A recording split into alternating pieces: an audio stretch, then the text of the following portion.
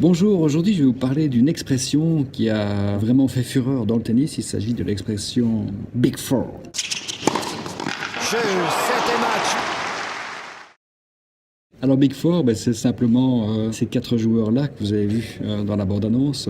Andy Murray, Rafael Nadal, Roger Federer et le quatrième, celui qui vient de gagner l'Australian Open, Novak Djokovic. Et pourquoi est-ce qu'on les appelle les Big Four? Tout simplement parce que c'est la première fois que ça arrive que quatre joueurs de tel niveau arrivent en même temps sur la scène internationale. Ils s'échangent la place de numéro 1 mondial. Il y a toujours un des quatre qui domine, mais c'est toujours au moins un des quatre. Et donc c'est depuis maintenant presque 10 ans, c'est devenu extrêmement rare qu'un joueur, un autre joueur que ces quatre-là, arrive à se mettre en avant et à s'inviter lors d'une finale, encore moins à la gagner. Donc il y a juste une exception, peut-être le Wawrinka, qui a gagné, je pense, 3 tournois du Grand Chelem. Donc il aurait pu être, il y avait eu Big Five, ça aurait pu être le 5e. Comment faire le rattachement avec le business? Mais je dirais qu'il y a quelque chose qui me turlupine en Belgique, mais c'est la situation des différents acteurs de l'informatique. C'est assez étonnant. Ils se sont quelque part partagé le gâteau. Toutes ces sociétés sont drivées d'un point de vue commercial par d'excellents farmers, mais très peu de hunters. Donc, ça suffit de dire que finalement, il n'y a pas de glissement de terrain. Et il y a très peu d'hunters, me semble-t-il, dans le domaine des services informatiques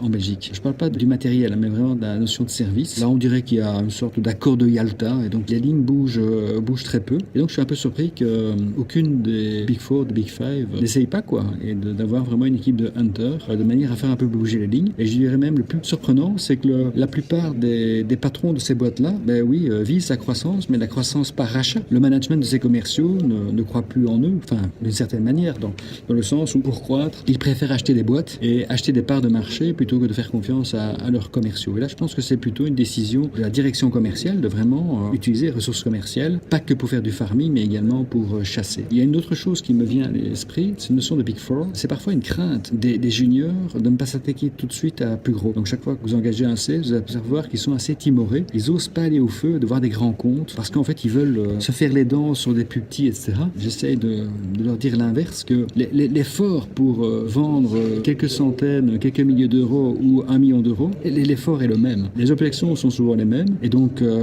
les commerciaux qui commencent, qui débutent, de grâce, vous allez être jugé sur le résultat. Donc, ne perdez pas votre temps avec le petit épicier local, vraiment, tapez tout de suite vers le haut. Et la seule chose qui puisse vous arriver, c'est que vous fassiez une belle vente avec de beaux gros chiffres. Un bon de commande à 6 chiffres, c'est quand même mieux qu'une petite commande. Donc, la vente n'est pas complexe parce qu'elle est importante en termes de chiffre d'affaires. Elle n'est complexe que quand il y a beaucoup d'acteurs qui décident. Mais il y a beaucoup de bons de commande qui se signent avec un seul interlocuteur. Si vous avez déjà décidé de ne pas essayer, vous êtes certain d'avoir échoué.